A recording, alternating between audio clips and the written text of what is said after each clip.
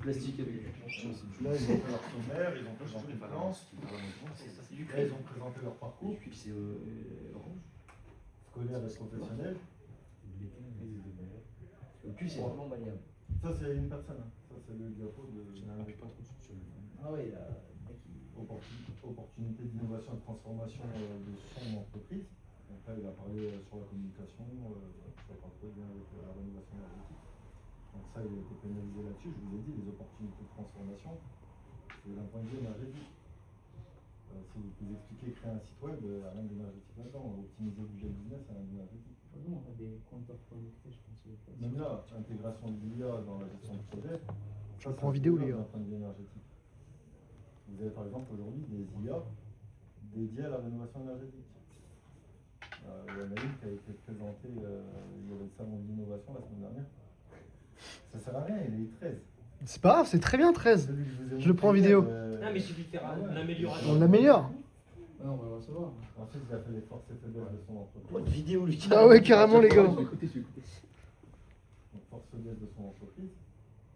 Ensuite, il présente son projet, la construction d'une immeuble mixte. Donc là, il présente ses logements, de AT4, 60% de la surface totale, une partie en logements sociaux, une partie PMR, des ERP, des ERP. Lui, il a fait une salle de sport et un cabinet de kiné. Ça maquette, ça. Salle de sport et cabinet kiné. Avec les sous-sols pour stationnement et l'autotechnique. Donc là, il a fait une petite analyse du PLU. Okay. Donc il a présenté un peu les contraintes. Il a expliqué dans quelle famille étaient ses habitations. Donc il est en deuxième famille habitation collective. Donc il présente les catégories d'ERP. Donc lui, ces ERP, c'était catégorie 4. Il présente les types pour expliquer les réglementations applicables. Les bureaux, ce pas des ERP mais des ERP, soumis à la réglementation sécurité incendie du code du travail. Du coup, là, il présente son label. Lui, il est allé chercher du HQE. Donc évidemment, il donne tous les critères qui font qu'il est éligible au HQE, donc la relation du bâtiment avec son environnement, les produits les procédés de construction, les nuisances sur le chantier. Déjà, le support, c'est pas la même qualité que ce que vous avez fait. La gestion d'eau, bon, ça va. Moi, Ça ressemble vraiment à un diapo, ça se voit que c'est un étudiant. Ouais, ça c'est notre chapeau à nous, ça. Comment ça? Ah, en gros, ça se voit que c'est plus étudiant que. Je peux vous dire que le mien est encore plus laid que ça. Ouais, franchement, moi aussi. Ouais, moi c'est capture screen, pareil. Ça, c'est ses objectifs sur comment il a intégré le HQE dans son projet. Donc, Tu me remercieras quand je t'enverrai la vidéo. il a travaillé sur les réductions des consommations. Il a travaillé sur Ah, mais moi, je prends en vidéo. C'est bien, vas-y. Il a présenté son jumeau numérique et sur la durabilité du bâtiment. Donc là, il a montré les différents niveaux du label HQE. Il a expliqué que lui, il visait l'objectif très performant. Donc ici, on avait les 3 types d'objectifs.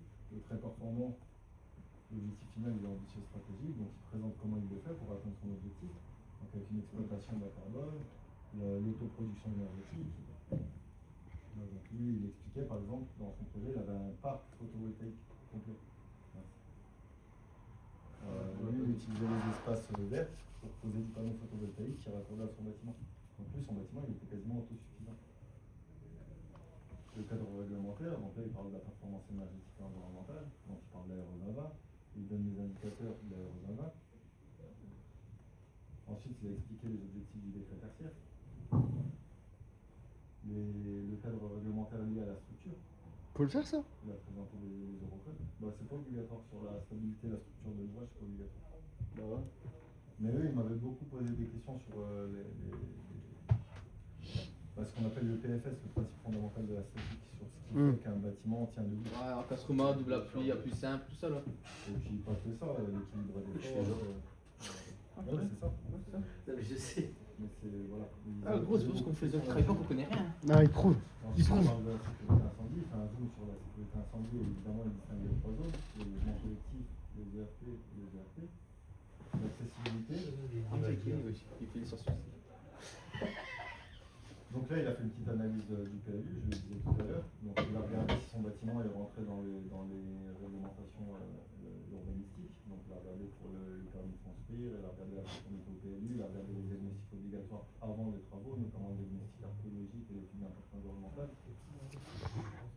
Comment ils sont en conformité avec le décret BAX. Et là, il présente un maquette numérique. Ouais, c'est utile. Qui donne une transition, le BIM,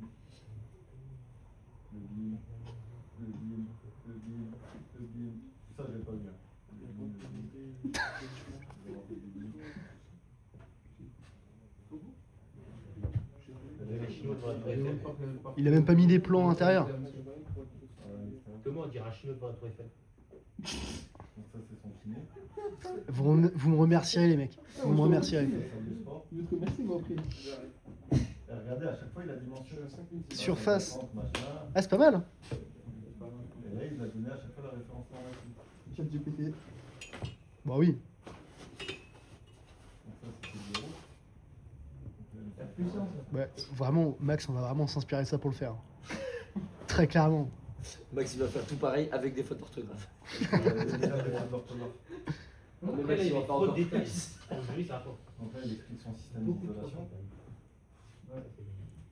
Il a donné sa nomenclature. Tu vois, tu me posais la question tout à l'heure sur la nomenclature. Ouais, mais ça, limite, ça. C'est pas hyper utile. Ouais, non. Donc là, maintenant, Heureusement que t'as un iPhone 17 et que ça va vite. comment il utilise son guide Pro Max, hein, tu connais. en exploitation. Moi, j'écoute ton son technique. Tu le payes, ouais. Là, c'est comment il connecte. 300. le télé. 300 €. Non, mais t'as un forfait. Ouais, mais c'est surtout aussi parce que Madaron travaille avant. Là, il explique ce que lui il va Ils ont des piloter bonnes avec bons, sa télé. 30% à chaque fois. Son ventilation, son éclairage, son éclairage, sa sécurité, son confort. C'est quoi? Là, il a fait un petit schéma pour présenter comment il supervisait, ce qu'il supervisait. Ça, il est bien. Là, il présente ses stratégies d'optimisation d'exploitation. Donc, lui, il pilote, il maintient et il fait le suivi de consommation avec CGTV. Donc, il est sur une classe A. Là, il présente ses méthodes de smart. Qu'est-ce qu'il a fait pour que son bâtiment soit un smart? Donc, lui, il est parti sur la réduction des consommations d'énergie, sur le pilotage des installations techniques et sur les mesures de confort pour le bien-être. Du coup, ça se décline comment? Grâce à une GTB, grâce à de l'IoT, grâce à de la cybersécurité et grâce à de l'interopérabilité entre les différents systèmes. Et il a dit merci. C'est bien conclu. Il n'a pas fait de chiffrage. Ouais, non.